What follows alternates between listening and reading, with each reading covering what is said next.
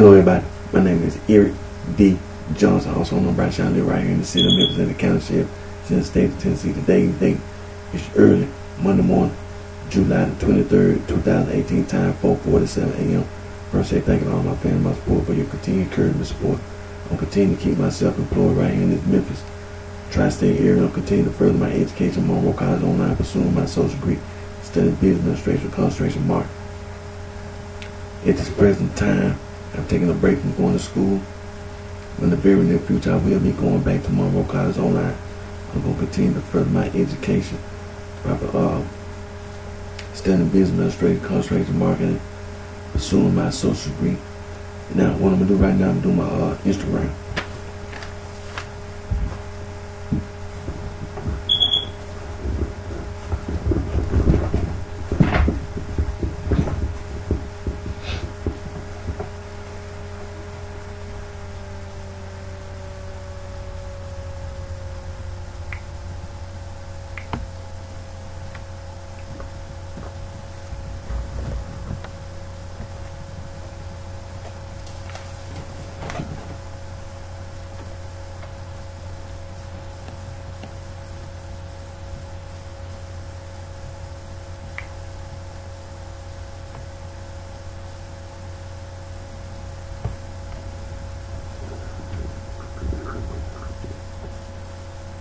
Hello everybody, my name is Eric D.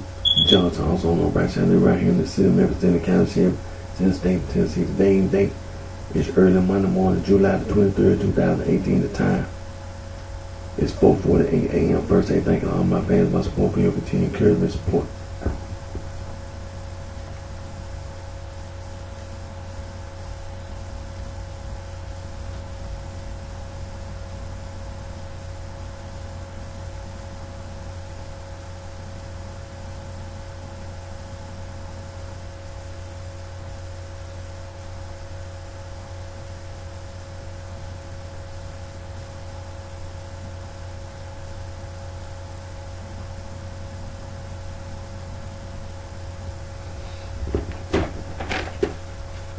Anti-gang, anti-gang.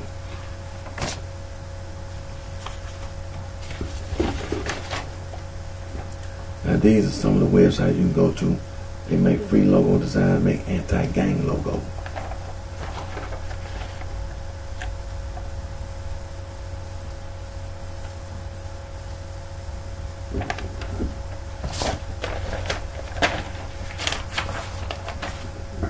First, I want to give thanks to God for all the blessing and guidance that He provides us all with.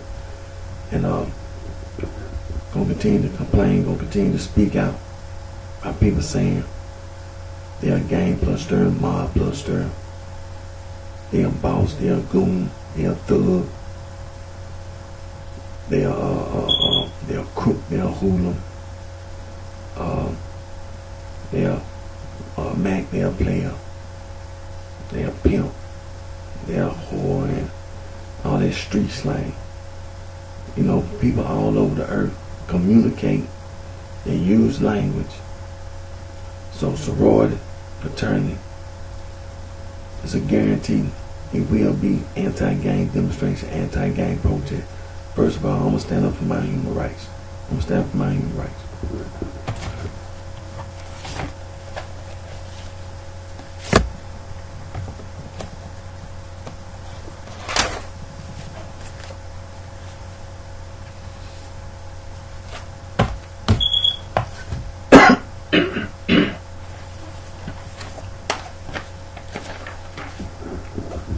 Now this is the International Bill of Human Rights, was the name given to the United Nations General Assembly Resolution 217 and two international treaties established by the United Nations consist of the Universal Declaration of Human Rights adopted in 1948, the International Covenant on Civil and Political Rights 1966 with its two optional protocols, and the International Covenant on Economic, Social, and Cultural Rights 1966.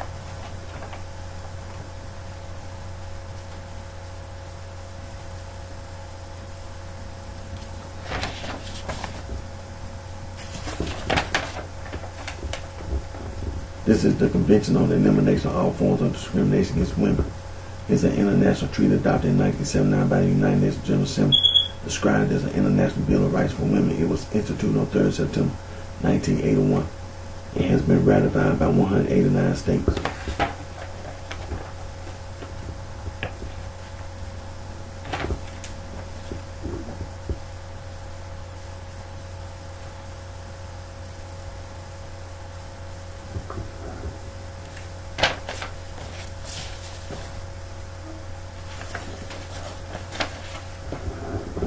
This is the Declaration of the Rights of the Child, sometimes known as the Geneva Declaration of the Rights of the Child. Is an international document promoting child rights drafted by Eglantine Jebb and adopted by the League of Nations in 1924 and adopted in an extended form by the United Nations in 1959. This day has been adopted as the Universal Children's Day.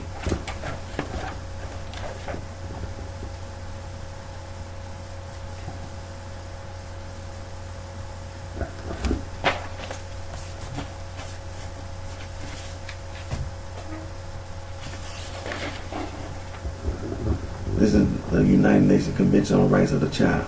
It is a human rights treaty which sets out the civil, political, economic, social, health, and cultural rights of children. The convention defines a child as any human being under the age of 18 unless the age of majority is attained early under national legislation.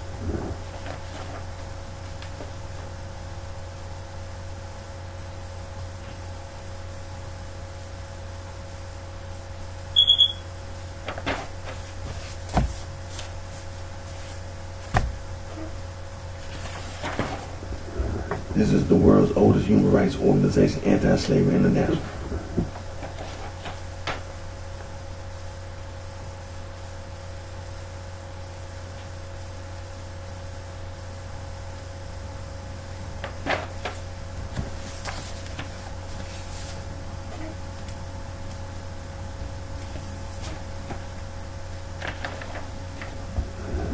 This is the International Federation for Human Rights, 1922. It's founded by some 20 national organizations on the initiative of French and German member organizations. It is the first international human rights organization. Its motto is Peace for Human Rights.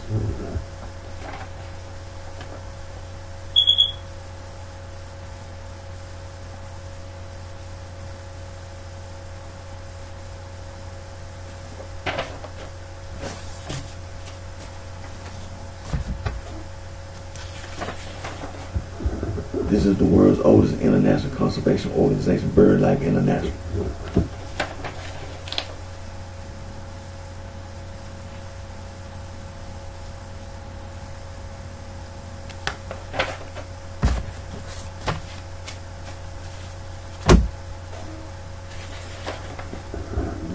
This is Fauna and Flora International was the world's first international wildlife conservation organization.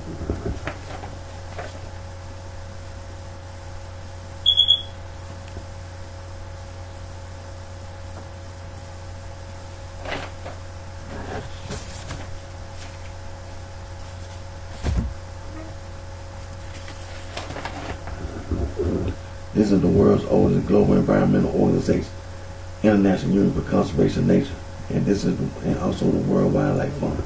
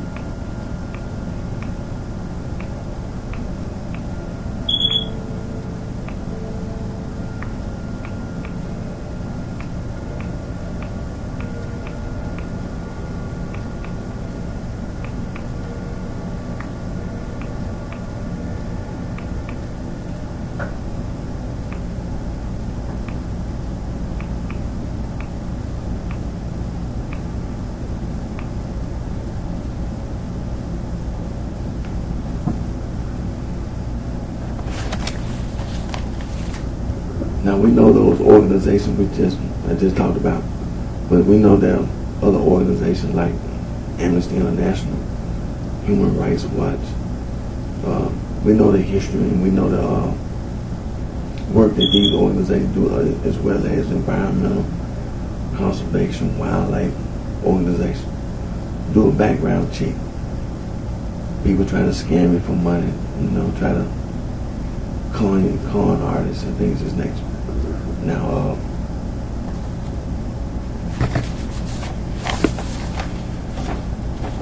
these are websites you can go to: free logo design, anti-gang logos, and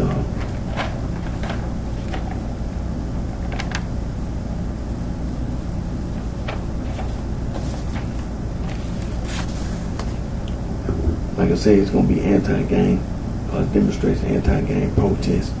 It's a guarantee. It's a sorority fraternity. It's a guarantee.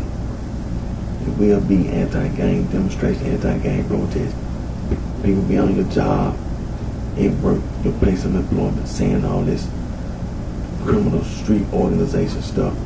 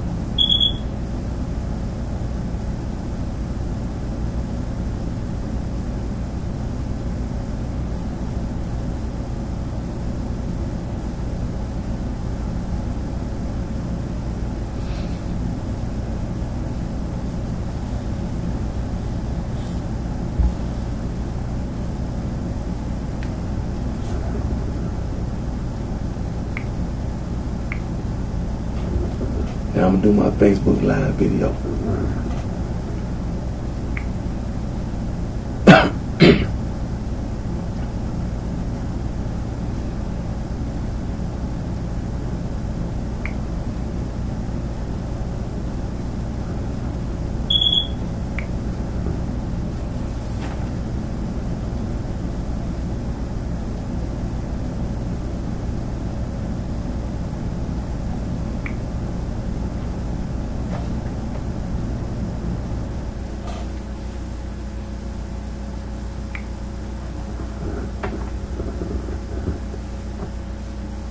Hello everybody, my name is Eric D. Johnson, also known BrightShine. I live right here in the city of Memphis, in the county sheriff, state of Tennessee. Today is early Monday morning, July the 23rd, 2018. The time is 5 o'clock a.m. First, I thank all my family, my support, for your continued encouragement and support.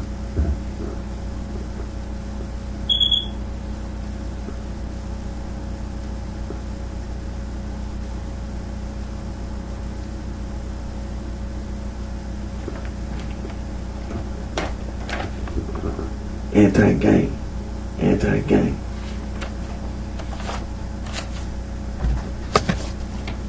Now these are websites you can go to. Free logo design, make anti-gang logo.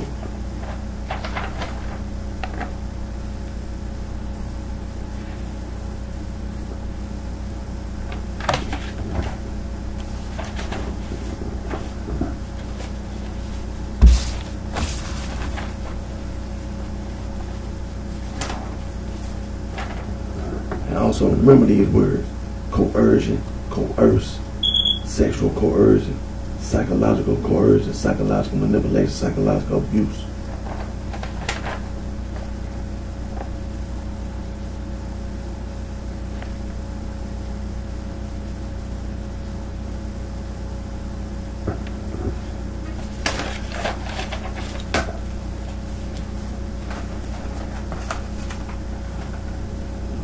Now,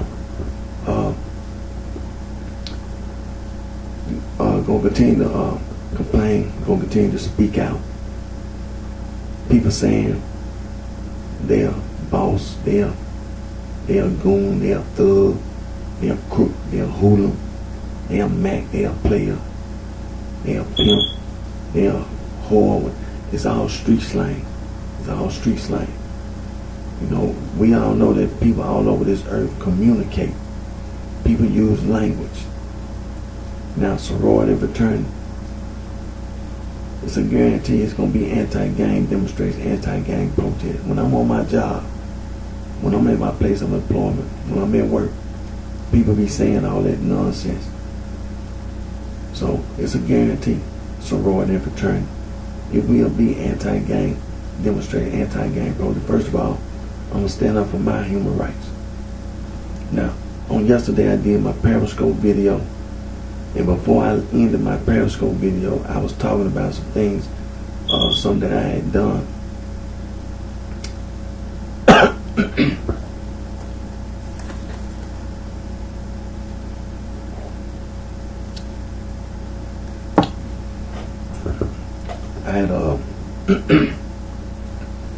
I had went and ate at Burger King right up here, up at the intersection right up here at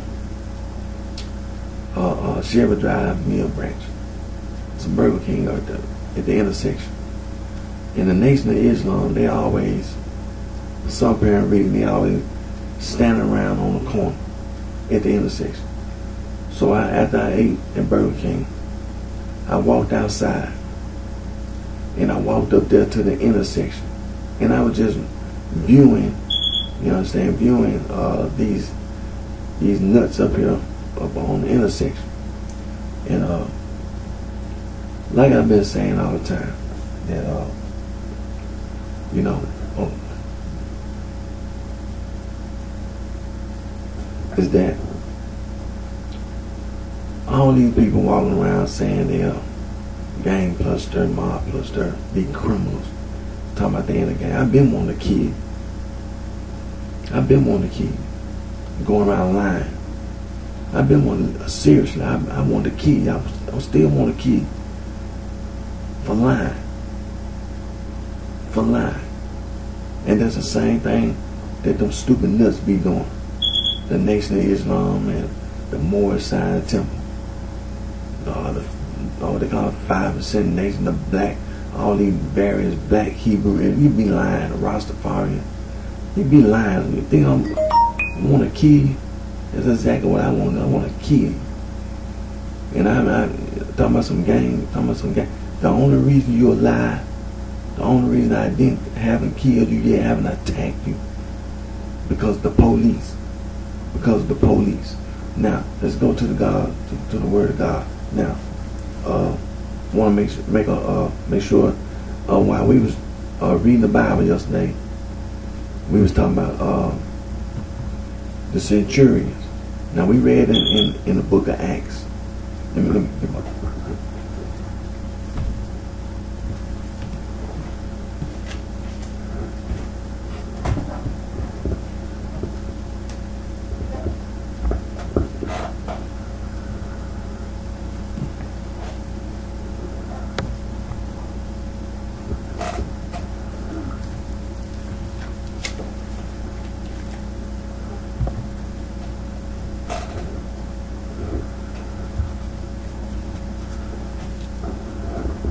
because we know that many people all over the world, all this man-made religious stuff, and we were talking about the disciples. And when we talk about the disciples, and we know we're trying to get this timeline, we know that the historians have pretty much today have pinpointed the exact, year that Jesus Christ was crucified. It was in the first century, first of all. So, on that note, there's no argument. It was, according to the historian, on that note right there, it was in the first century. Jesus Christ was crucified. Now, they pinpoint in the first century, it was around 33 AD. Someone know 33 AD. They pretty much got it down right. The exact date. During the exact year Now, when they talk about the exact date, the historians, Thursday, Friday, understand? It's kind of, they haven't exactly, the exact Thursday, Fridays, but the exact year, we pretty much, historians pretty much got it pinpointed exact year. It was, it was in the first century. Now, we was talking about the disciples and all the people being persecuted, and we don't want to have this perception in our mind that that there was nobody in the Roman Empire that was influenced by Jesus Christ, because it was. We read in the book of Acts about the centurion and Peter. The centurion had a vision that someone was coming to him. We read it yesterday.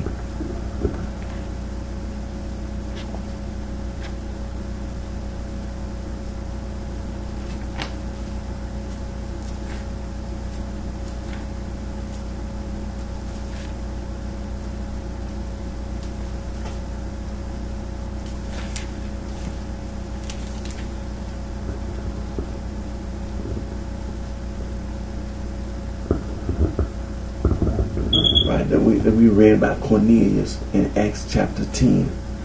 He was a centurion of the Italian band. Now, we also know that Jesus Christ had was known by a certain centurion who had a servant who got ill. Now, I know I said he had a daughter, but we know that was Jairus. He was also an influential man in the temple. Jairus. And his daughter got sick. But the centurion that we talking about, Jesus did talk to a centurion. And that's in, I got it wrote down.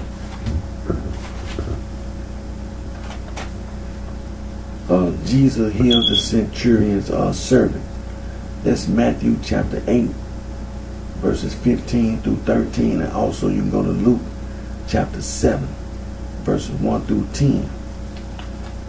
So don't think that the disciples and like Jesus wouldn't have nobody in the Roman Empire ever even spoke to Jesus before he even went before Pontius Pilate. So that's another scripture that you can go to. Jesus heals the centurion's servant. Again, that's Matthew 8. Chapter 8, verses 15 through 13, and Luke chapter 7, 1 through 10, and also Jairus. That's Matthew, Mark, and Luke. Let me turn back here.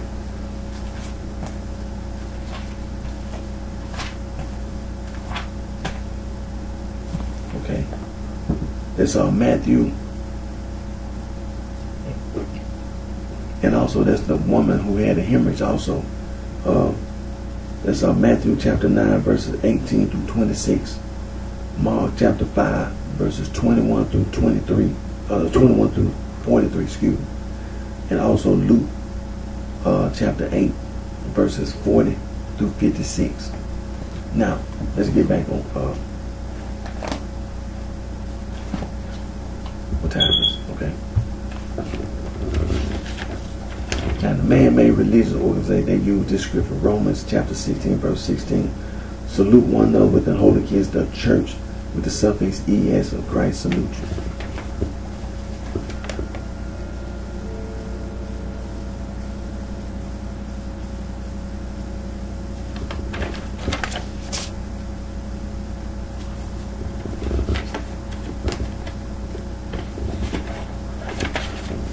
Also, 2 Thessalonians chapter 1, verse 4, so that we ourselves glory in you in the church, suffix ES, of God for your patience and faith in all your persecution, tribulation, that ye endure.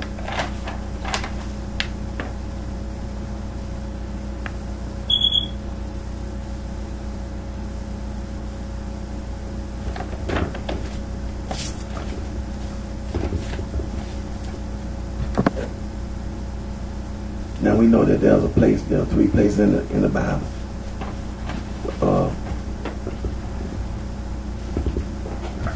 It talks that when you see this word Christian. Now the first place is you see the word Christian is Acts chapter 11 verse 26.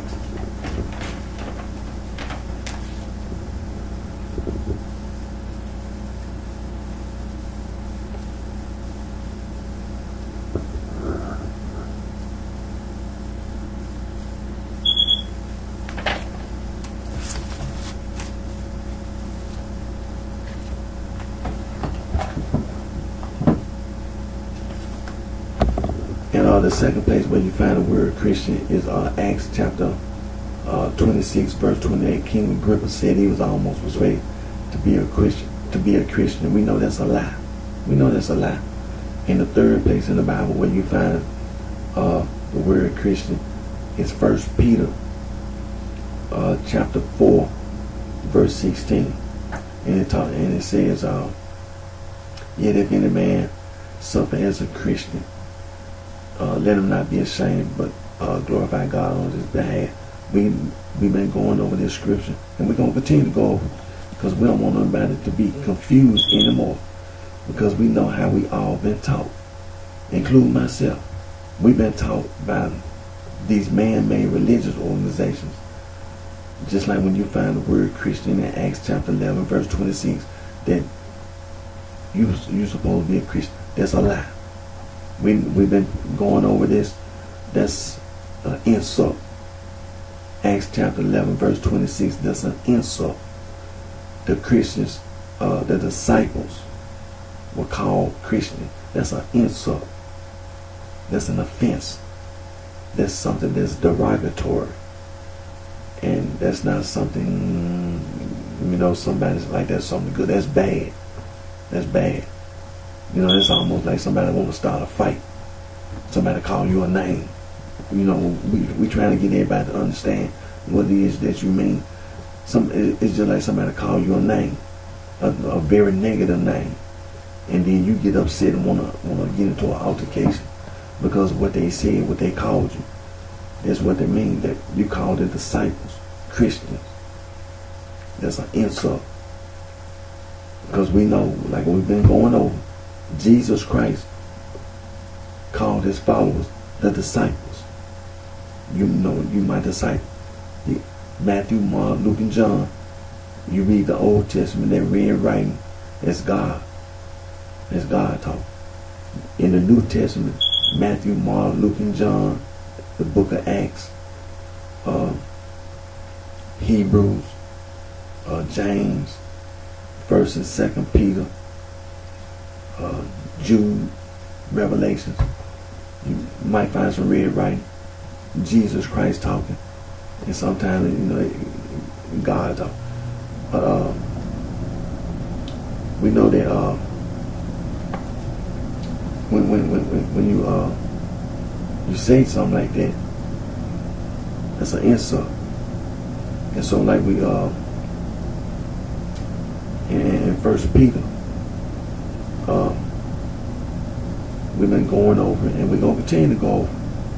We're going to continue to go over. Is that Peter didn't tell nobody to be a Christian. Peter was telling you, first of all, I'm Peter. I'm an apostle. I'm an apostle. See, some people don't even know that. And Peter had to tell you who he was and introduce himself. There were some people walking around, because the disciples hadn't spread to every location. They hadn't spread to every location. The church hadn't reached certain locations. But there was some people. Now this is the problem. We were talking about those criminals and how the church was being persecuted. Well, see, some of those criminals, when people were being persecuted, they were spreading. People were scattered. But the criminals, see, this is what you have to remember. The criminals, they would go out. They would go all different places. Whoever that person was, they called the disciples Christians. They will go around and say that word Christian. And yet, however, the church hadn't even spread to certain places. But you'll hear this Christian. See, this is what the Apostle Peter is telling you. Is that when somebody lied to you, I come to you, I'm Apostle Peter, and I'm telling you, it's not like you know there's no compassion or mercy, like, and then you find later on the church reached that location, and then it's brought to your attention that the person that said something, they were lying, because now you have people that's disciples coming to you and talking about Jesus. Talking about Jesus Christ, and they don't, the church. And so now here it is, you come into a realization that you've been lied to. You've been lied to, and then during the process that you've been lied to, you was listening to that person or persons, and you was going around, based on what they told you. Ain't no telling what they told you. A person, no telling what they told you. They might have told you to go out there and steal, rob, kill. Ain't no telling what they told you. But then when the disciples come to you, you come to a realization you've been lied to. So don't think that a person wouldn't be ashamed of what they've said or what they've done, because you've been lied to. So Apostle Peter comes, because the disciples don't want to have no reason. There's something else that the Apostle Peter had. The disciples make it sound like they wouldn't accept you because you've been lied to, and all the things you've said and done, including against, you have said and done some things against the disciples because you were lied to, including the Apostle Peter. You have said and done some things against the Apostle Peter. And then you meet the Apostle Peter. You think you wouldn't be ashamed? Sometimes people, you need to think about that sometimes. Think about that sometimes. You actually had met the Apostle Peter before. You were sitting there listening to the Catholic Church. You was listening to the Baptist Church. You were listening to what they call it, the American Restoration Movement, the unaffiliated, the unaffiliated Christian church congregations, whatever they call this. And then you start reading about the disciples, and the interpretation becomes more, you get a better interpretation than what you had yesterday. You think you wouldn't be ashamed? Think about how people walking around right now, and we continue to talk about the disciples. Think about how people walking around talking about they are Protestant, and they mad at the Catholic Church. They mad at the Catholic Church. They don't even like the Pope. Think about that. And then I've been calling to telling these people that while you've been sitting around talking about you're a Protestant, you trying to reform the Catholic, what that make you? You a Catholic. That's what you are. You claim you protesting the Catholic Church. You claim that you're trying to reform the Catholic Church. What that make you? You a Catholic. And that ain't even right. That's not even right. That's the reason why we continue to talk about the disciples. And you think you've been sitting around saying and doing all this stuff. You've been walking around talking about you got into a war. Talking about the Protestants and the Catholics, the 30 Years' War, and all of the suffering. All the suffering. You think you ain't got nothing to be ashamed about? Refugee camps. Children living in refugee camps because of misinterpretation. So all that suffering. Look at the American Restoration Movement. You can't be proud of it. A lot of those people in the American Restoration Movement, Barton Stone and Campbell and his son, they were slave owners. They were criminals. And that's who you've been listening to.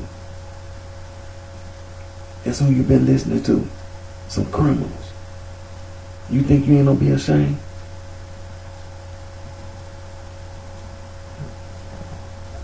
Okay. Now we gonna. Okay. Well.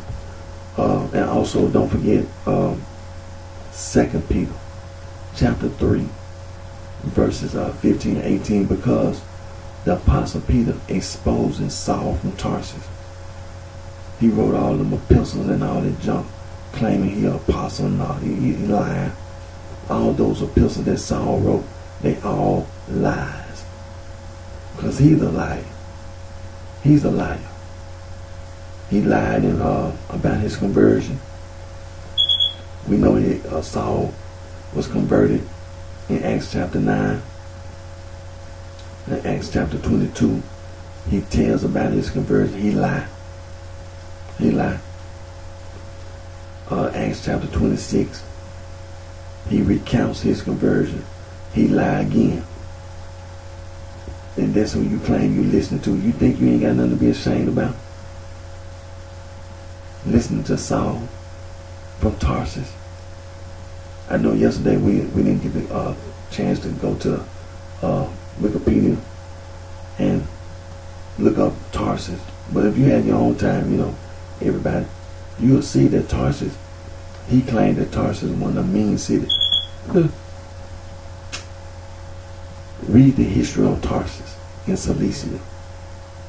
Read the history on Tarsus in Cilicia. Then you'll see what happens when criminals walking around.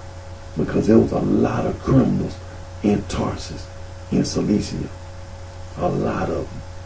There was a slave port. There was some, what they call them, insurrectionists in Tarsus, in Cilicia. It was some criminals. It was a lot of criminals. So Saul was lying. He was lying. And also, we read Acts chapter 15. We read the whole chapter yesterday. I won't have time today. But we know that was the start of the end of that Christian stuff. See, the apostles and the elders, they didn't put up with it. See, that's the reason why you know it's a lie. You're going to do something way over there in Antioch. You're going to call the disciples Christians in Antioch.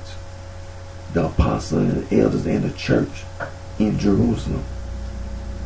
Now, Jesus Christ been walking around before he was crucified. He called all his followers disciples.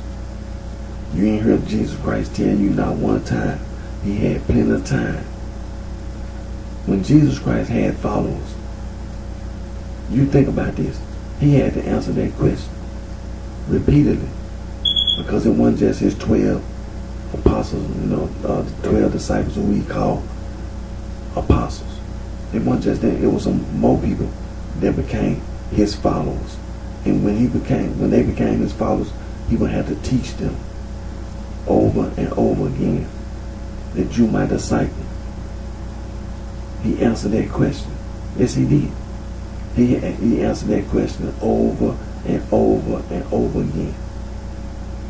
All those people that he was fed, the 5,000 people that had been fed, the multitudes of people that question, what do you call your followers?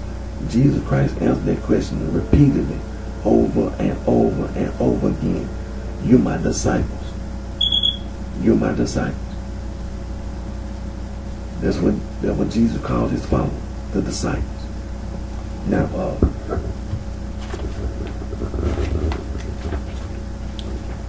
Acts chapter 15, verse 22, that's the start of the end of that Christian stuff. In this verse, it says they determined that Paul and Barnabas and certain of them, that's plural. So when it comes to that question about the circumcision, that they were going to go back to the apostles and elders and answer this question. See, when you said certain other of them, that wasn't the only thing that they were going to talk to the apostles and elders about. And also, don't forget, Acts chapter 13, verse 13. John Mark went back to Jerusalem. See, there's a sequence of events. Acts chapter 11, verse 26. The disciples called Christians. Acts chapter 13, verse 30. John Mark goes back to Jerusalem. See, this what led to the men from Judea coming down to Antioch. So this is Acts chapter 15, verse 2.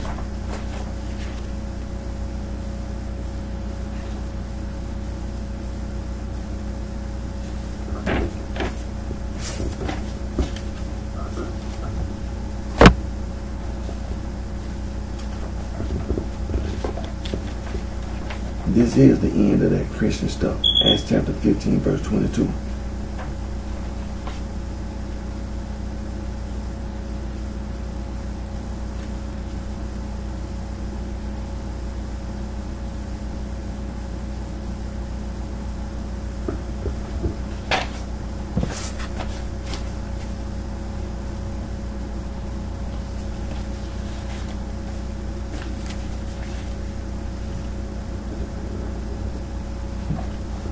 And so, like I said,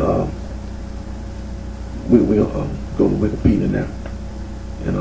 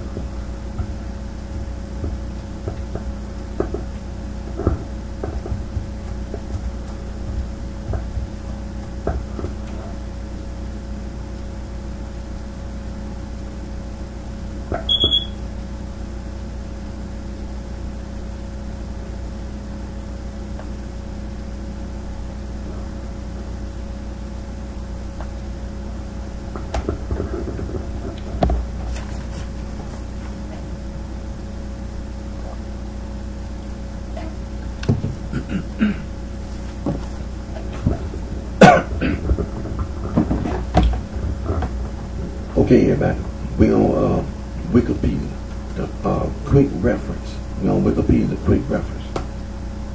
The Catholic Church. The Catholic Church, also known as the Roman Catholic Church, is the largest Christian church with more than 1.299 billion members worldwide. It's one of the oldest religious institutions in the world. It has played a prominent role in the history and development of Western civilization. The church is headed by the Bishop of Rome, who is known as the Pope. The church's doctrine is summarized in the Nicene Creed.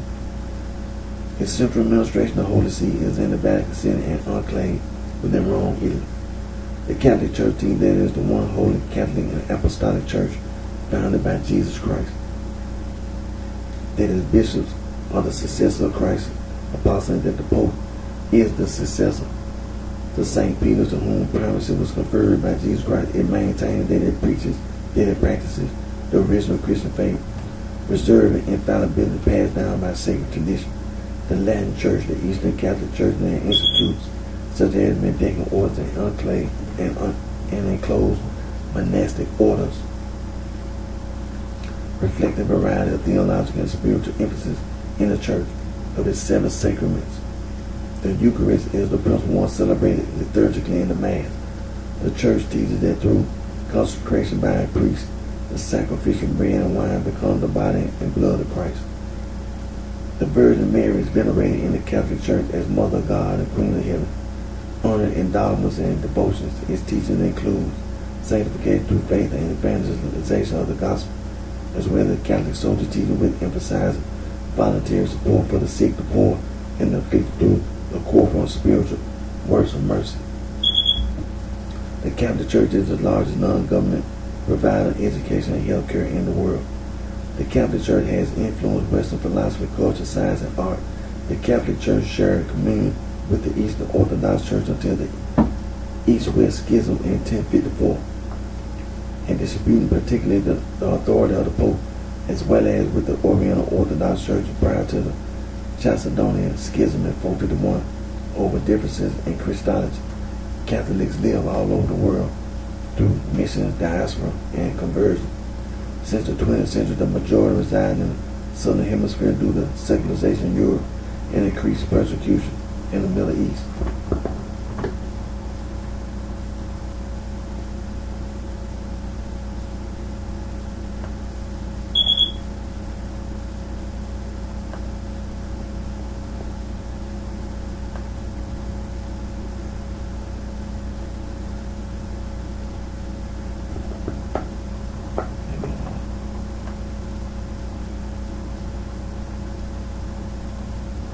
Scroll down.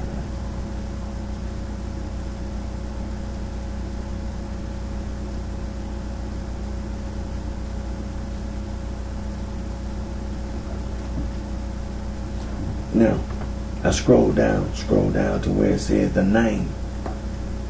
Okay, Catholic was first used to describe the church in the early 2nd century. The first known use, and now you know that's Greek, right? The Catholic is Greek. It's Greek. The first known use of the phrase "the Catholic Church" occurred in a letter written about 110 A.D. from Saint Ignatius of Antioch to the Smyrnaeans in the canonical lectures of Saint Cyril of Jerusalem.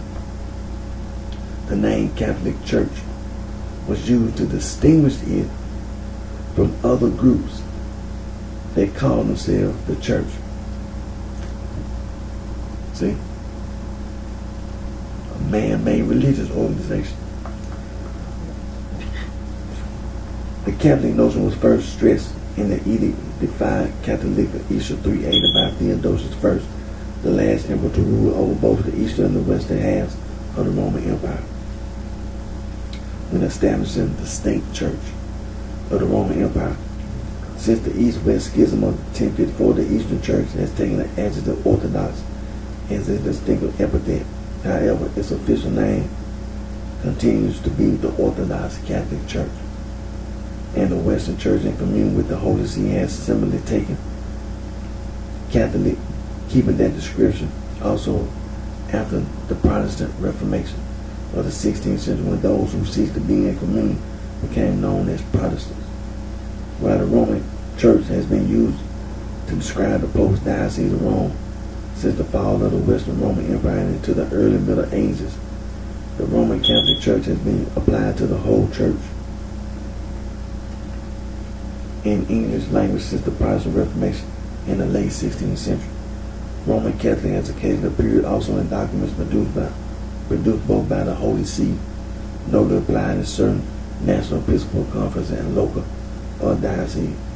The name Catholic Church for the whole church is used in the 1990 Catechism of the Catholic Church, the 1983 Code of Canon Law, the documents of the 1962-65 Second Vatican Council, and numerous other official documents.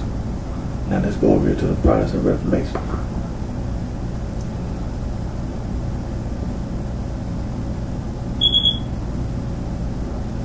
Now, you see, when we was reading about the name, when it says Catholic Church, it said that he wrote that letter, and he said Catholic Church to distinguish the Catholic Church from other groups called themselves the Church. And this was in 110 A.D. That's still the 1st century. See, this is the timeline. Jesus Christ crucified in the 1st century, around 33 A.D. So you talking about 80 years after Jesus Christ was crucified. You talking about 80 years. 110 A.D. Do the math. Subtract 110 A.D. from 33 A.D. Do the math. Now you tell me, what is it that's wrong with this picture? What's wrong with this picture? Talking about the captive. What's wrong with this picture? What about the disciples? What's wrong with this picture? I tell you what's wrong. When you read in the Bible and it talks about the disciples of the Lord being persecuted, that's what's wrong with this picture. When you talk about the Apostle Peter, when he in verse number 1, 1 Peter chapter 1, verse 1, it talks about people being scattered. Peter's 2 Peter chapter 1, verse number 1, talking about the people being scattered. I tell you what's wrong with this picture. See it in this day and time, what we call it committing a crime against humanity. All these people being persecuted, they trying to find some place to be safe from the persecutors, and then we trying to identify who the persecutors were, because there was a lot of people. That's the reason why we've been talking about the Nilo-Saharans, the Niger-Congo, the Afro-Asiatic. And who are the Afro-Asiatics? The Semites.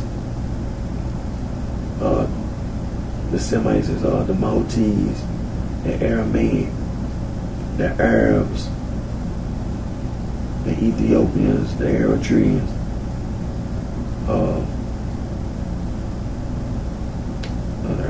the Hebrews, and the Hebrews.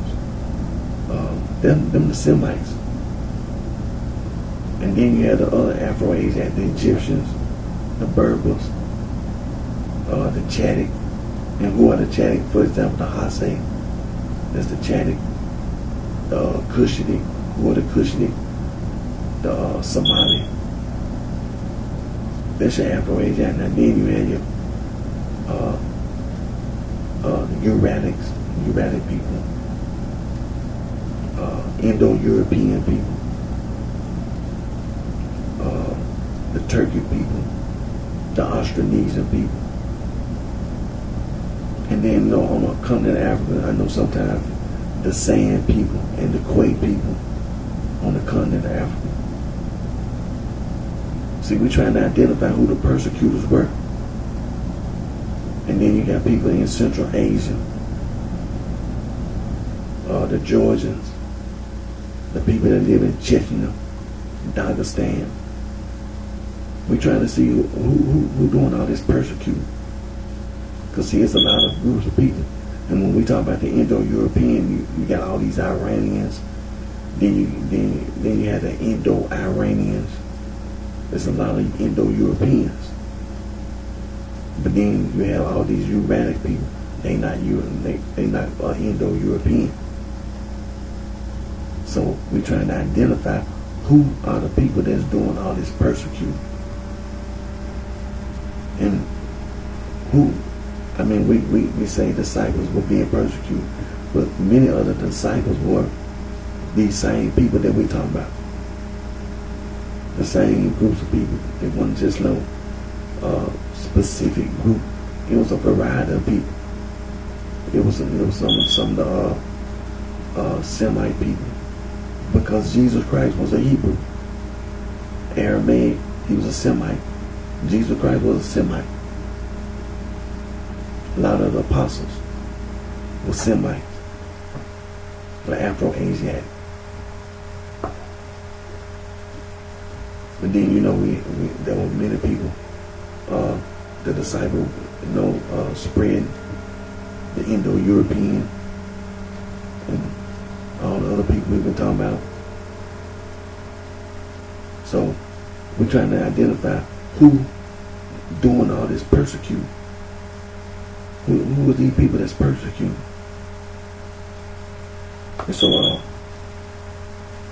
but we, like I said here on the Wikipedia page, the Catholic Church is talking about the name. See, 110 AD. Come on now. something wrong. How you gonna start a Catholic church? How you gonna start a Catholic church? See, there were other groups. They call themselves the church. The information that you're using, you took it from the disciples. Only thing you're doing is distorting the teachings of Jesus Christ. Now let's go over to the Protestant Reformation.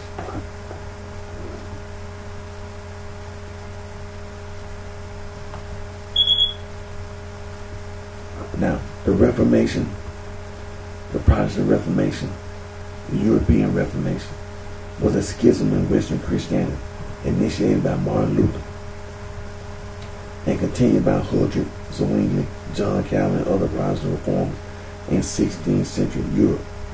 It is usually considered to have started with the publication of the 95 Theses by Martin Luther in 1517 and lasted until the end of the 30 Years' War.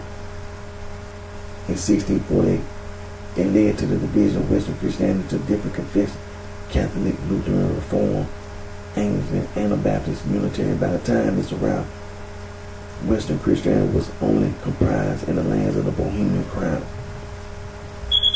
where Orthodox Hussitism was officially acknowledged by both the Pope and the Holy Roman Empire. In addition, various movements, including Lollards in England and Waldensians in Italy and France, were still being actively suppressed, although there had been early attempts to reform the Catholic Church, such as those of John Huss, Peter Waldo, John Wycliffe, and Girolamo Savonarola. Luther is widely acknowledged that started the Reformation with the 95 Theses. Luther began by criticizing the sale of indulgences, insisting that the Pope had no authority over purgatory and that the Catholic doctrine of the merits of the saints had no foundation in the Bible.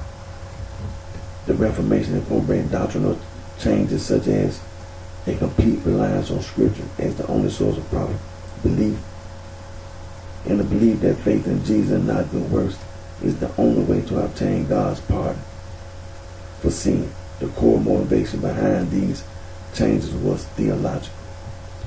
Many other factors played a part, including the rise of nationalism, the Western Schism that eroded loyalty to the papacy, the perceived corruption of the Roman Curia, the impact of humanism, and the new learning of the Renaissance that questioned much traditional thought. The initial movement in Germany diversified. Other reformers arose independently of Luther. The groundwork of the Reformation was developed by three major reformers: Luther in Wittenberg, Zwingli in Zurich, and Calvin in Geneva. Depending on country, the Reformation had varying causes, background, and also unfolded differently than in Germany. The spread of Gutenberg's printing press provided the means for the rapid dissemination of religious materials in the vernacular. Lutheran churches were founded in Germany, the Baltics, and Scandinavia, and Reformed ones in Switzerland, Hungary, France, the Netherlands, and Scotland. The movement influenced the Church of England after 1547 under Edward VI and Elizabeth I, although the English Reformation had begun under Henry VIII in 1534.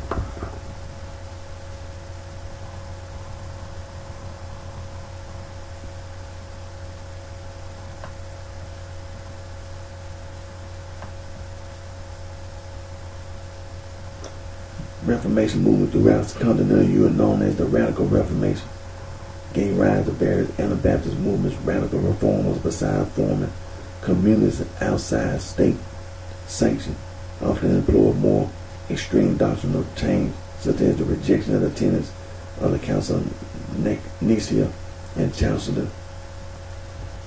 Anabaptism suffered a major blow early in the German Peasant War and was persecuted for centuries. After that, the Reformation in Transylvania led to the emergence of Unitarianism. It is historically considered an exceptional event in church history. The Catholic Church responded with a counter-reformation, initiated by the Council of Trent in 1545 and a new order, the Jesuits, founded in 1540. Northern Europe, with the exception of most of Ireland, came under the influence of Protestantism. Southern Europe remained Catholic. Central Europe became the site of a fierce conflict that culminated in the 30 Years' War.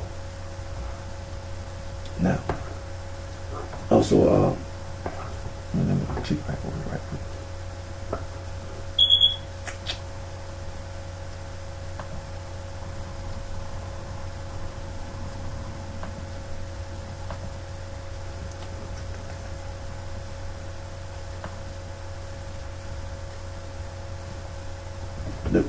The Catholic particular churches, the Latin Rite, the Alexandrian Rite, that's the Coptic, Ethiopian, and Eritrean, the Armenian Rite, then the Byzantine Rite, that's the Albanian, Belarusian, Bulgarian, Croatian, and Serbian, Greek, the Hungarian, Italo-Albanian, Macedonian, Melkite, Romanian, Russian, Ruthenian, Slavic, Ukrainian. Then you have your East Syrian Rite, Chaldean, Syro-Malabar. Then your West Syrian Rite, Maronite, Syro-Malankara. Now those are all your particular Latin, particular Catholic churches. Now let me click back over to the Protestant.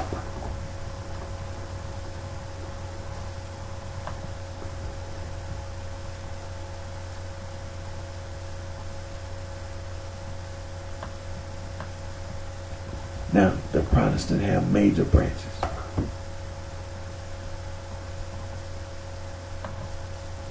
Adventism, Anabaptism, Anglicanism, the Baptist churches. Now, the Baptist church got a breakaway church, the Church of God in Christ. And then you have your Calvinism, Lutheranism, Methodism, Protestant, Pentecostalism.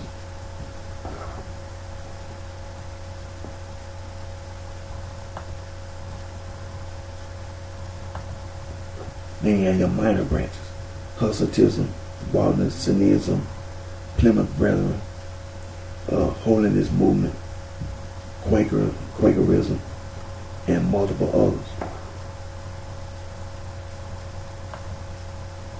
Then you have your interdenominational movement, Evangelicalism, Charismatic movement, and your Neo-Charismatic movement.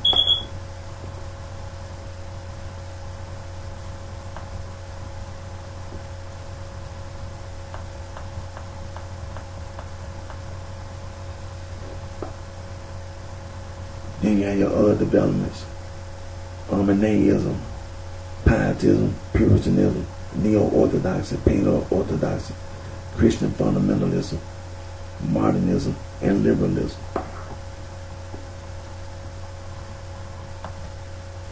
Then you have some related movements, your non-denominational churches and your house churches.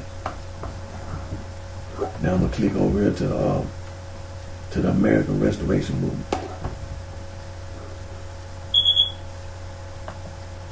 Now let me, when you say you're a Protestant, you say you're protesting the Catholic Church. You're a Catholic. You're a Catholic.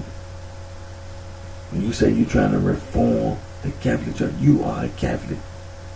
You're a Catholic.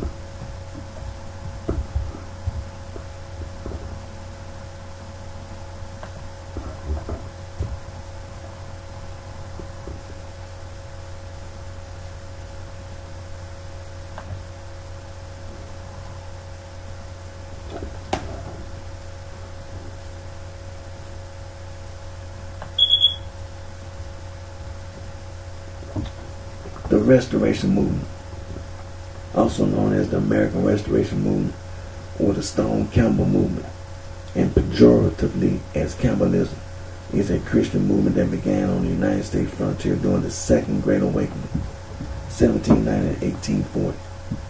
Of the early 19th century, the pioneers of this movement were seeking to reform the church from within and sought the unification of all Christians in a single body pattern after the church of the New Testament, especially since the mid-20th century. Members of these churches do not identify as Protestant, but simply as Christian. The Restoration Movement developed from several independent strands of religious revival that idealized early Christianity.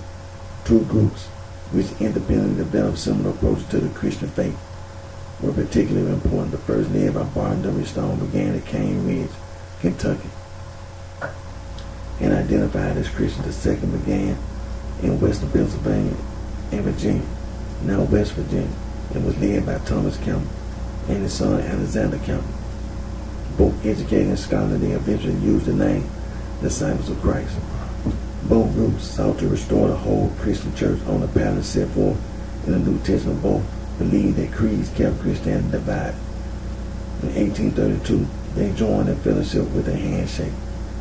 Among other things, they were united in the belief that Jesus is the Christ, the Son of God, that Christians should celebrate the Lord's Supper on the first day of each week, and that baptism of adult believers by immersion in water is a necessary condition for salvation, because the founders wanted to abandon all denominational labels. They used the biblical names for the followers of Jesus. Both groups promoted a return to the purposes of the first century churches that described in the New Testament. One historian of the movement has argued that it was primarily a unity movement, with the restoration motive playing a subordinate role. The Restoration Movement has since divided into multiple separate groups. There are three main branches in the U.S.: the Churches of Christ, the Unaffiliated Christian Church, Church of Christ Congregation, and the Christian Church, Disciples of Christ. Some characterize the division in the movement as the result of the tension between the goals of restoration and ecumenism. The Churches of Christ and Unaffiliated Christian Church, Church of Christ Congregation, resolve the tension by stressing restoration, while the Christian Church, Disciples of Christ, resolve the tension by stressing ecumenism. A number of groups outside the U.S. also have historical associated with this movement, such as the Evangelical Christian Church in Canada and the Church of Christ in Australia.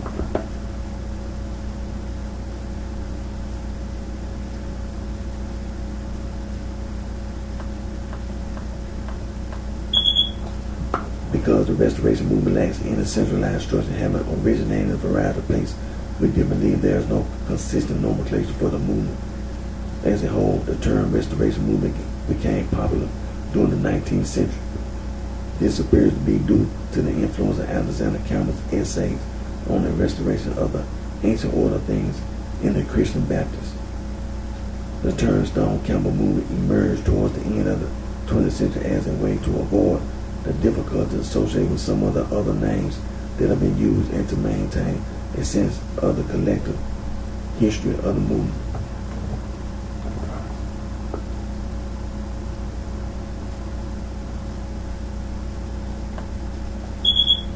It's just a lie. To sum it all up, it's a lie. When you talk about the disciples, there's nothing for the Restoration Movement to talk about, because they lying. They lying. There's no reason for nobody to have no handshake. And then, like we've been talking about, these some criminals. These people are slave owners. These people were criminals. Yes, they were. They were criminals. And like I said, when we talk about the disciples, all these different, the Catholic Church, the Protestant Reformation, the American Reformation, it's all a big lie. See, when they be doing all this writing, this is a criminal organization. The 95 Thesis It's a criminal organization. The letter that this Saint of Nations wrote, and he wrote talking about the Catholic Church, and he gonna distinguish the Catholic Church from the other group called itself the church. That's a criminal organization. The American Restoration Movement is a criminal organization. That's what that is. It's a criminal organization. Because what you've done is that you've intentionally negated the disciples. That's exactly what you've done. There wasn't no need for no American Restoration Movement. What you need to do is stop lying. Stop lying. Because that's all you're doing, lying. Now, what time? Let's go over here to the crucifixion of Jesus Christ.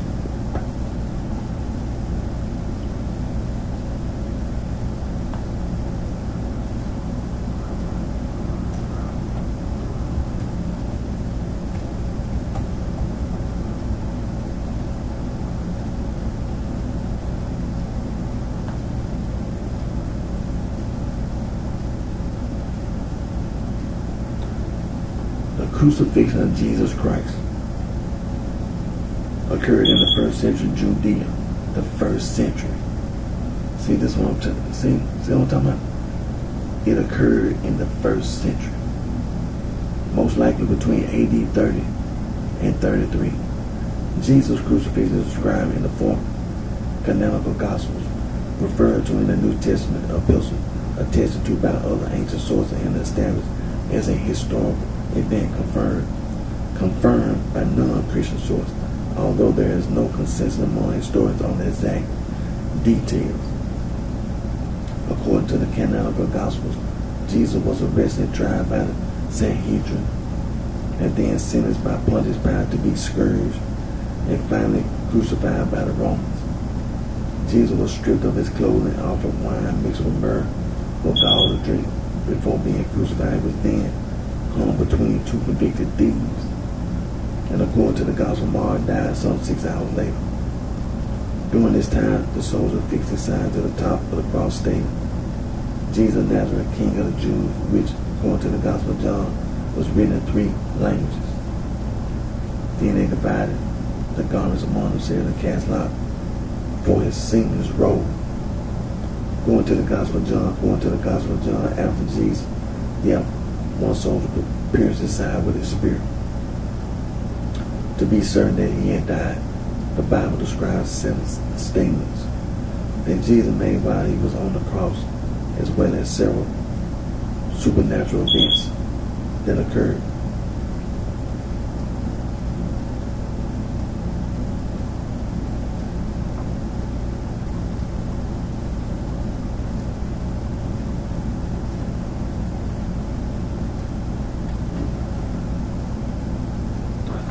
Collectively referred to as the Passion. Jesus' suffering and redemptive death by crucifixion are the central aspects of Christian theology concerning the doctrines of salvation and atonement.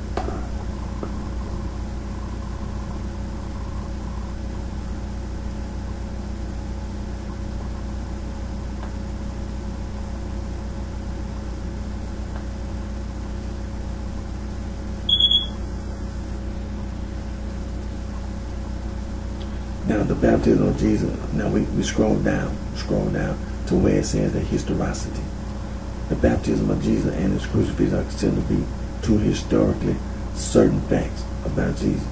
James Dunn states that these 2 facts in the life of Jesus command almost universal assent and rank so high on the almost impossible to doubt or deny scale of historical facts that they are often the starting points for the study of the historical Jesus. Bart Ehrman states that the crucifixion of Jesus on the orders of Pontius Pilate is the most certain element by him. John Dominic Crossan states that the crucifixion of Jesus is as certain as any historical fact can be. Eddie and Boyd state that it is now firmly established that there is non-Christian confirmation of the crucifixion of Jesus. Craig Bloomberg states that most scholars in the third quest for the historical Jesus consider the crucifixion indisputable. Christopher M. Tuckett states that although the exact reasons for the death of Jesus are hard to determine. One of the indisputable facts about him is that he was crucified. While scholars agree on the historicity of the crucifixion, they differ on the reasons and context for it. For example, both E.P. Sanders and Paula Fredrickson support the historicity of the crucifixion, but contend that Jesus did not foretell his own crucifixion, and that his prediction of the crucifixion is a church creation. Giza Vermes also views the crucifixion as a historical event, but provides his own explanation background for it. John P. Meyer, my views the crucifixion of Jesus as historical fact and states that based on the criterion of embarrassment, Christians would not have invented the painful death of their leader. Meyer stated that a number of other criteria, the criterion of multiple attestation, confirmation by more than one source, and the criterion of coherence, that it fits with other historical elements, help establish the crucifixion of Jesus as a historical event. Although almost all ancient sources related to crucifixion are literary, the 1960 archaeological discovery just northeast of Jerusalem of the body of a crucified man dated to the 1st century provide good confirmatory evidence that crucifixions occurred during the Roman period, roughly according to the manner in which the crucifixion of Jesus is described in the Gospels. The crucified man was identified as Yehokin ben Hanko, and probably died about 70 AD, around the time of the Jewish revolt against Rome. The analysis at the Odessa Medical School estimated that he died in his late 20s. Another relevant archaeological find, which also dates to the 1st century AD, is an unidentifiable heel bone with a spike discovered in a Jerusalem gravesite not held by the Israel Antiquities Authority and displayed in the Israel Museum. Now, I won't have time to go to the 12 apostles, but what I'm gonna say is this: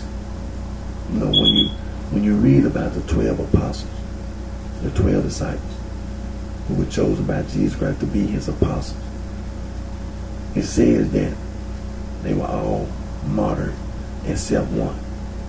John, who wrote the book of Revelation, was on the Isle of Patmos.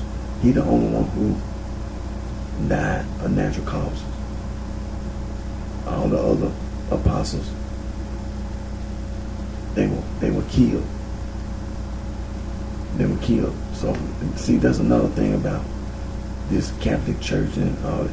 See, who did all this killing and killed the apostles and persecuting the church, persecuting the disciples? Who was these people that was persecuting the disciples and killed the apostles? And then you got this letter talking about you're going to start the Catholic Church to distinguish it from other groups. See, you can't do that. You can't do that. You make it sound like you know what you're talking about. Like you just know you just so sure, so certain that these people are wrong and you're going to start a church. You can't do that. First of all, Jesus Christ said, I'm going to build my church. Matthew chapter 16, verses 13 through 19. That's who them people were. That group called themselves the church. They were the disciples. You can't start no church. You can't start no church. See, you know that's another thing about. See, when you be reading Saul from Tarsus, the self-proclaimed apostle, you be reading them epistles. And when they be talking about church with the subject, see, that's where you be getting it from. But see, when you know that Saul was lying, when you see the 12 apostles, that's the confirmation that Saul is lying. Because it was only the 12 apostles, and then there was the elders in the church in Jerusalem. That's what it is. The Catholic Church is a lie. It's a lie. It's a lie. And see, that's something you can't get away with. You can't negate the disciples. And then you're gonna sit around trying to talk to people, and then you're gonna try to get into a shouting match like you right. No, you're not right. You're not right. You're not right. You ain't hear Jesus Christ call any of his followers Christian. You ain't hear Jesus Christ not one time call any of his followers Christian. He called his followers the disciples. When Jesus Christ was crucified, he came back, he was resurrected. Peter stood up in the midst of the disciples.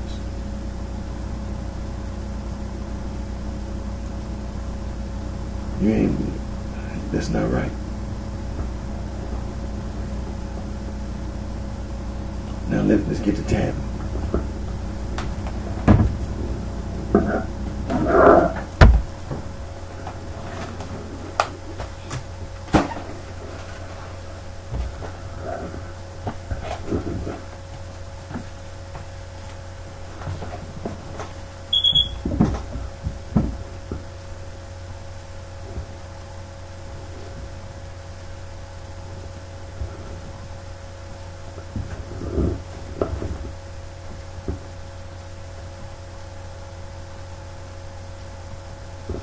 And then see, we talk about these groups, the Moorish Side Temple, the Nation of Islam, the 5% Nation, all these various black Hebrew Israelites, the Rastafarians. And see, all these different, starting all this group stuff. You know, the NAACP Urban League. See, there was a lot of people during that time. See, there'll be people that were members of the NAACP Urban League, and then they'll join the Moorish Side Temple, the American Muslim Society, the Black Panthers, all that Pan-Africanism. See, you have people that'll be a Baptist one day. They'll be a member of the Catholic Church one day. 1 year later, they'll go join the Black Panthers. They'll go to college, they'll go join the Student Nonviolent Coordinating Committee. They'll go join with Dr. Martin Luther King organization, the Southern Christian Leadership Conference, and so on and so forth. Okay.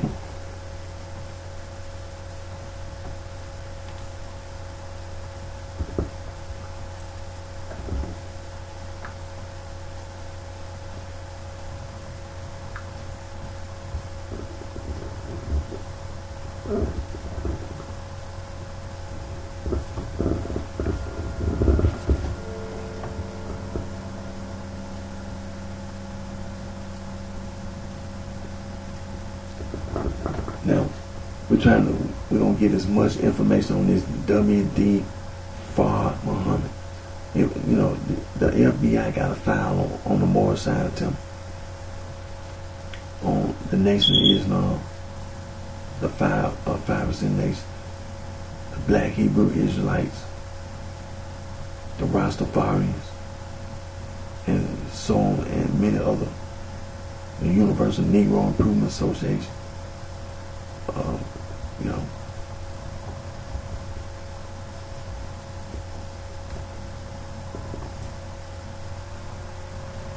so we're gonna get as much information on this W.D. Farr Muhammad. If you had to go, ask other countries, go to other governments, and all around the world, asked about this W.D. Farmer. Because see, these people, you have to remember, these people trying to go outside the United States of America. They trying to go outside the United States of America. And all these lies they tell me.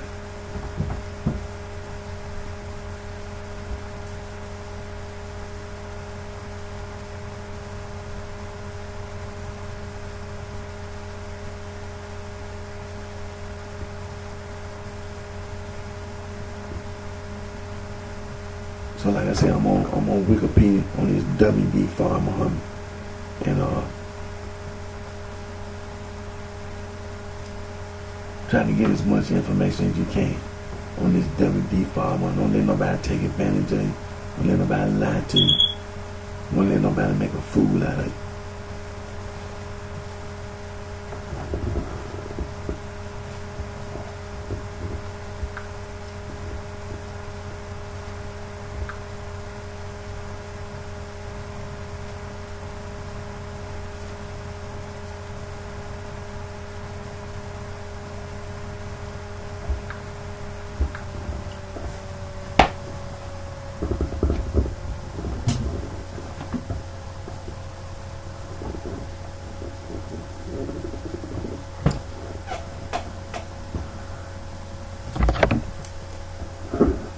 Now we can continue to talk about African traditional religion. African traditional religion is being taught at college and university in Sub-Saharan Africa. You can earn a bachelor's degree, PhD, studying African traditional religion. Now one of the books we're going to continue to read, referred to is titled West African Traditional Religion. It's written by Dr. Joseph Omosenwolelu, Dr. P. Adelumo, the Paymo.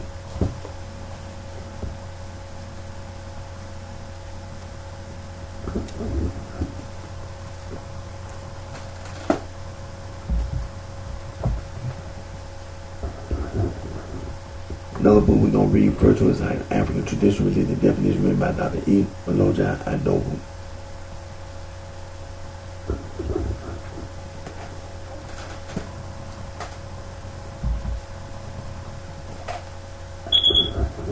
Another book we're going to read, referred to as titled African Religion and Philosophy, written by Dr. John S.M.B.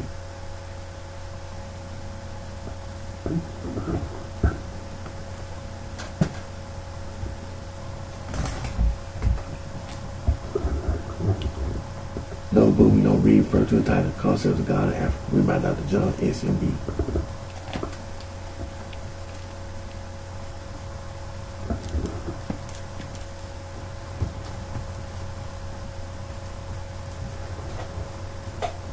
Now, examples of schools that teach African traditional religion.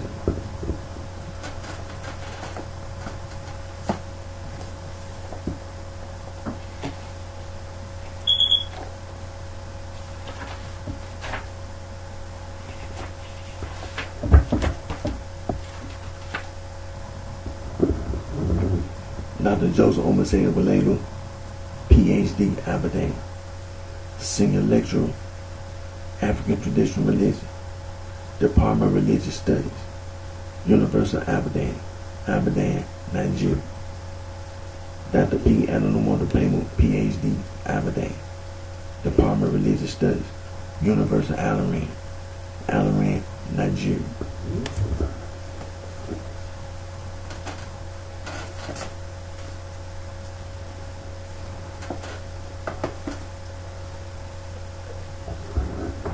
Dr. E.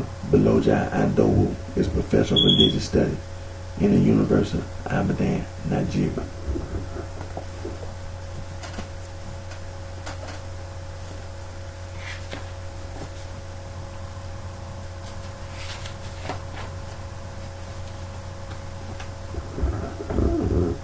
Dr. John S.M.B. He was born in Kenya, and he studied at Makerere University College in Uganda.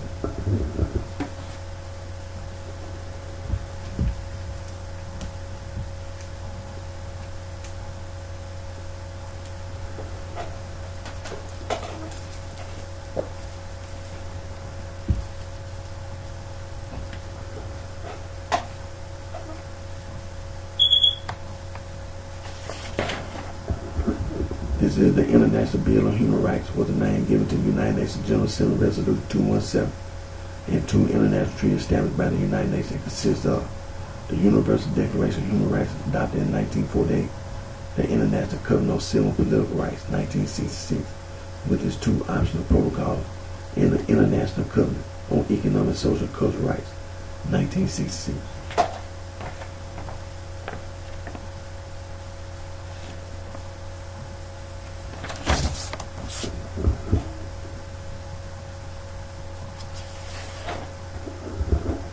This is the Convention on the Elimination of All Forms of Discrimination Against Women. It is an international treaty adopted in 1979 by the United Nations General Assembly, described as an International Bill of Rights for Women. It was instituted on 3rd September 1981. It has been ratified by 189 states.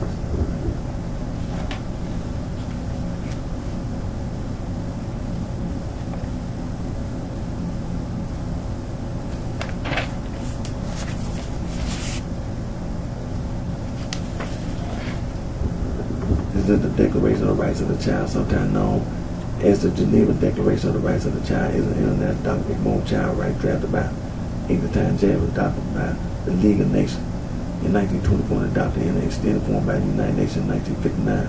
This day has been adopted as the Universal Children's Day.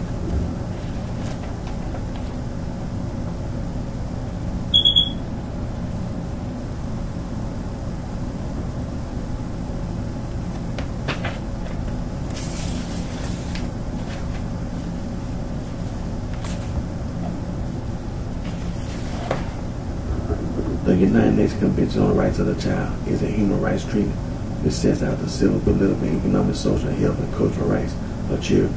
The convention defines a child as any human being under the age of 18 unless the age of majority is attained early under national legislation.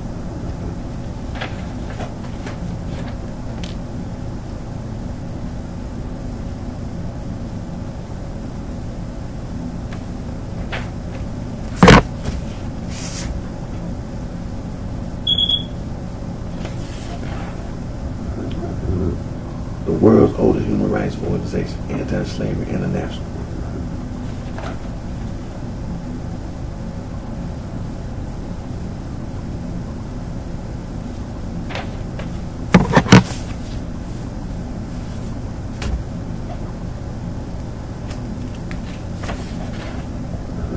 The International Federation for Human Rights, 1922, was founded by some 20 national organizations on the initiative of French and German member organizations. It is the first international human rights organization. Its motto is Peace for Human Rights.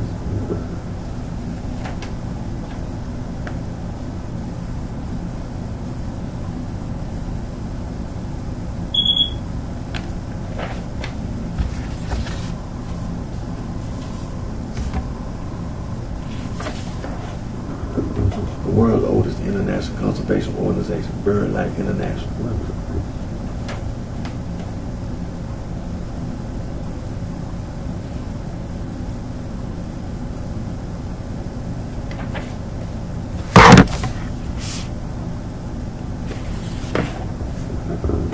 Fauna and Flora International was the world's first international wildlife conservation organization.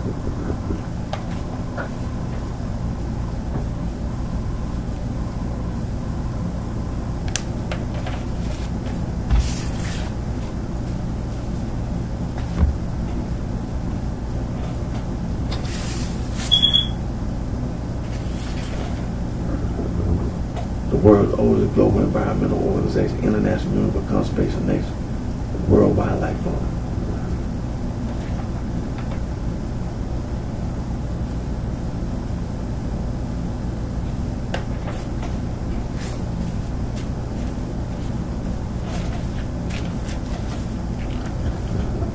Now we know that we know the history of and the work of Amnesty International, Human Rights Watch. Do a background check because I mean, you know, there are nature organizations, wildlife organizations, you know, environmental organizations. Do a background check because, you know, it's scam artists, con artists.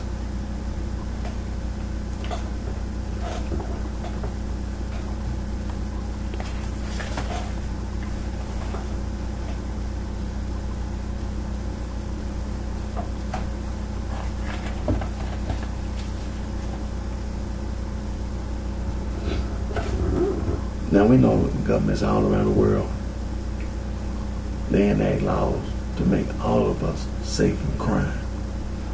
Now, the Organized Crime Control Act of 1970, Title 9 of the Organized Crime Control Act of 1970 is the Racketeer, Influence and Corrupt Organization Act, the RICO Act.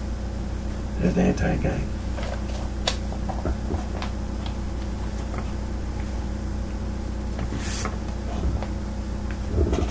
The Comprehensive Drug Abuse Prevention and Control Act of 1970, the Controlled Substance Act, the Psychotropic Substance Act, the Continuing Criminal Enterprise Statute, Kingpin Statute, is all anti-gang.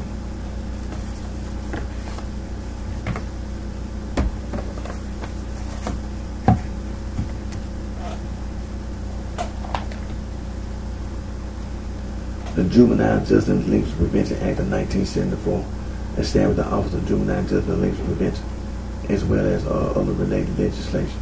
The Comprehensive Anti-Gang Initiative, the Office of Juvenile Justice and Delinquency Prevention, and the Comprehensive Gang Model, the Office of Juvenile Justice and Delinquency Prevention, the Bureau of Justice Assistance, the Office of Justice Program, the United States Department of Justice, the Office of Justice Program, the Bureau of Justice Assistance, the United States Department of Justice, Comprehensive Anti-Gang Initiative, and Project Safe Neighborhoods. The United States Department of Justice, the Office of Community-Oriented Police, to serve the Comprehensive Anti-Gang Initiative, the Office of Juvenile Justice and Delinquency Prevention, the United States Department of Justice, the Office of Justice Program, the Bureau of Justice Assistance, International Narcotics and Law Enforcement Affairs, United States Department of State Institute for Intergovernmental Affairs, Gang Resistant Education Training, the GREAT Program. United States Department of Justice, Office of Justice Program, the Office of Juvenile Justice and Delinquency Prevention, October 2009 National Youth Gang Center, which has been funded by the Office of Juvenile Justice and Delinquency Prevention since 1995, merged with the National Gang Center, which has been funded by the Bureau of Justice Assistance since 2003. National Gang Center compilation state laws against gang prevention overview of research program. Mr. James A. Howe, the Office of Juvenile Justice and Delinquency Prevention, the United States Department of Justice, Bureau of Justice Assistance, Office of Juvenile Justice and Delinquency Prevention, National Gang Center Bulletin. And the title of that bulletin, History, Street Gangs in the United States. Read the books in the bulletin. And also you go to Wikipedia, find the same information, gangs in the United States.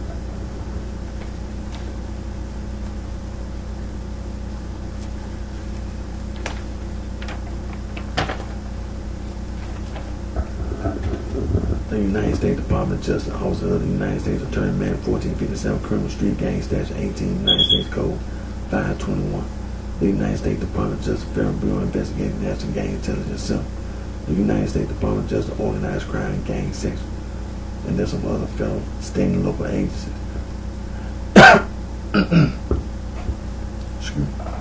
The United States Department of Justice, Office of Justice Program, National Institute of Justice, Anti-Gang Strategies, Prevention, Intervention, Assessment, and Suppression.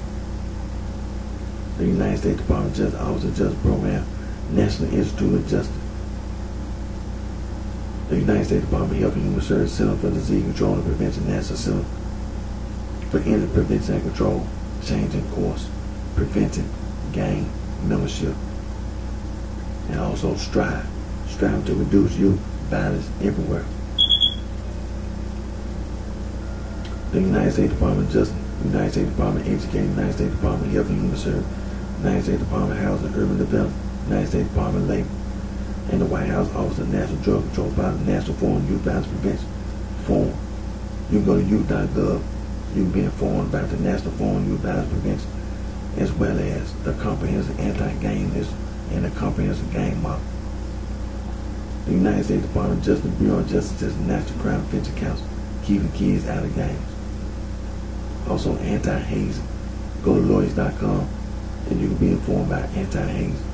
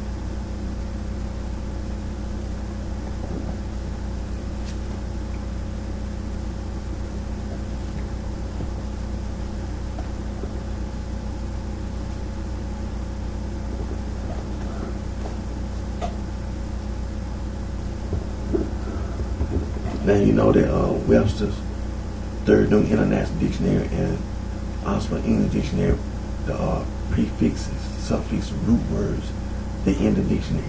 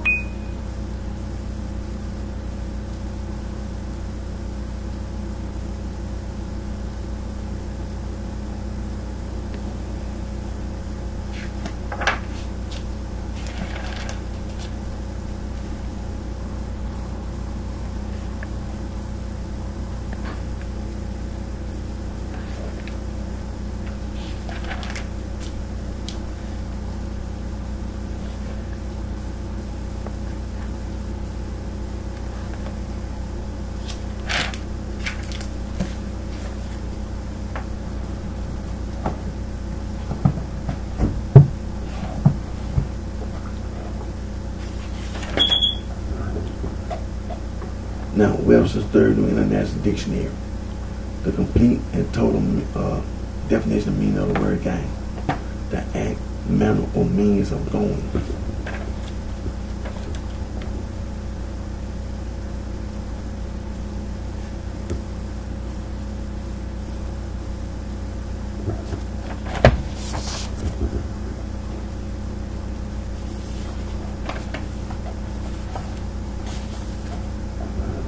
This is mobile.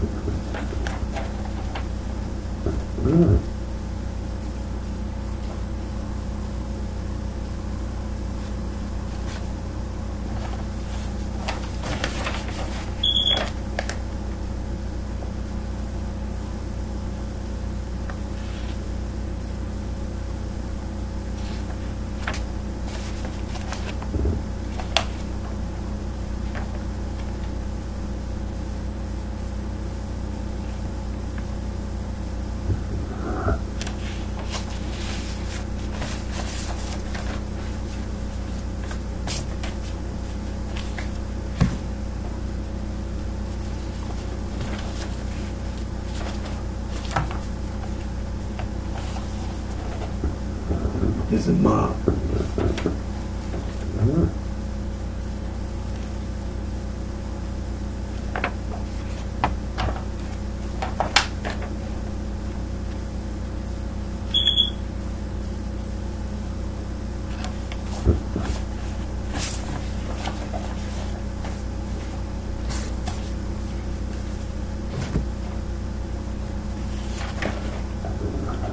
Now this stupid sorority, this stupid fraternity is the sister.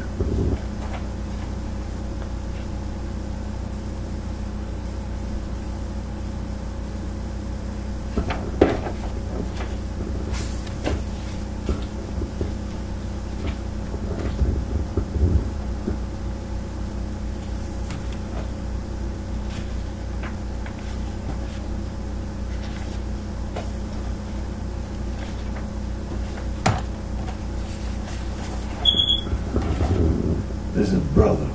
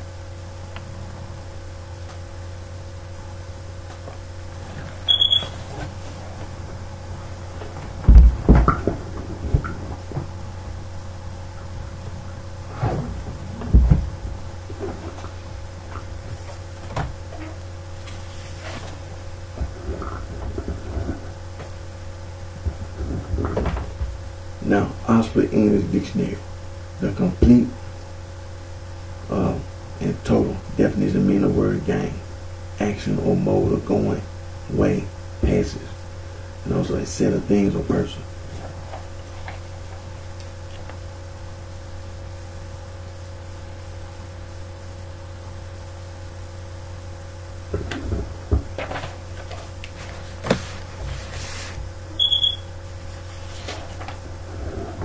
This is mobile and mob.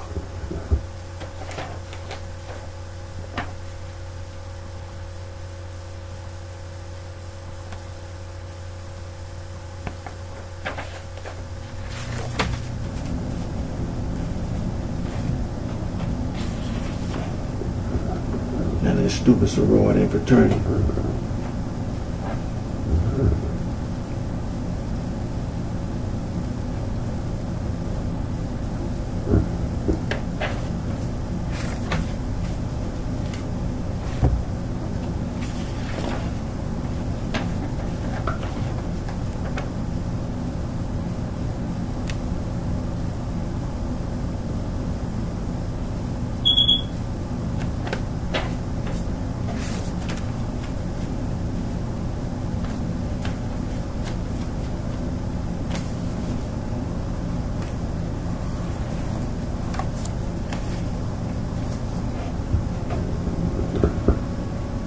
I'm going to get ready to end today's video.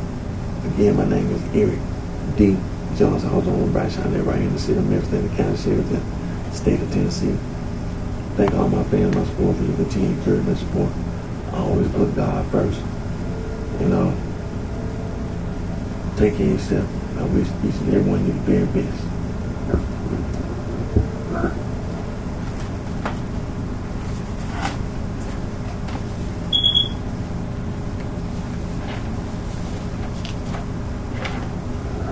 Now these are some websites you can go to, free logo design to make anti-gang logos.